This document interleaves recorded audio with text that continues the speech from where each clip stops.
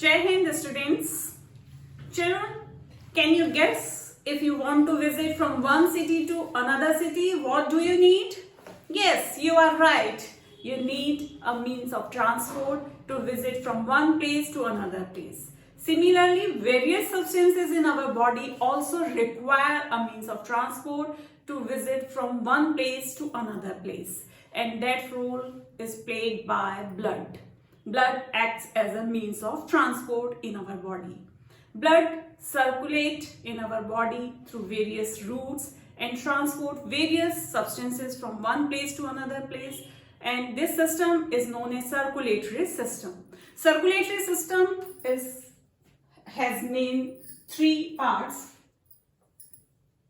Today we will discuss about the circulatory system in very brief. It has three main parts. One is blood that act as a bus or a means of transport, and second is blood vessels that acts as a route on which this means of transport or bus run. And the most important part of the system is heart that acts as a pumping station. You have already studied that various cells in our body have CO2 that is involved during the process of respiration. And this CO2 is very poisonous and it has to release from the body, and blood from various parts of the body carries this CO2 from various parts of the body. The CO2 is carried by the blood into the heart. You have studied the structure of heart. Heart is made up of 4 chambers. The upper chambers are called auricles and lower chambers are ventricles.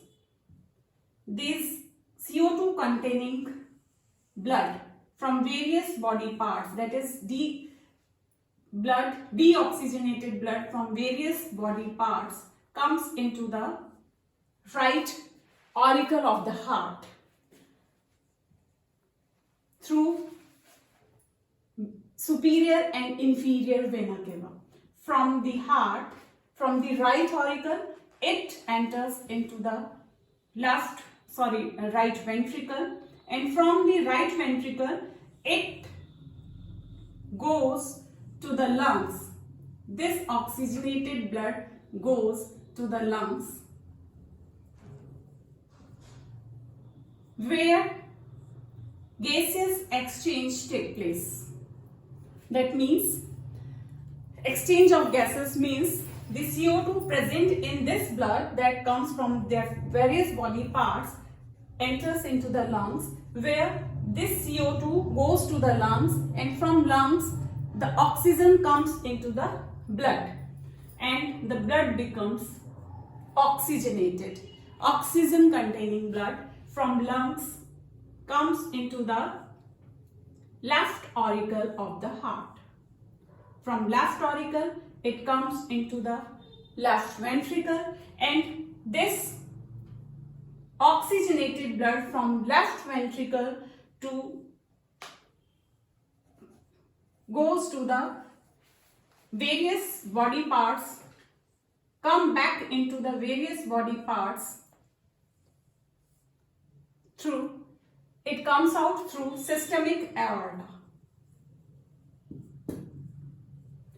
In this way, there is not any mixing of pure or impure blood into the heart. The right part of the heart contains deoxygenated blood that comes from the various body parts. This is the route from various body parts to the right auricle, and from right auricle to right ventricle, and from right ventricle it comes into the lungs through pulmonary aorta,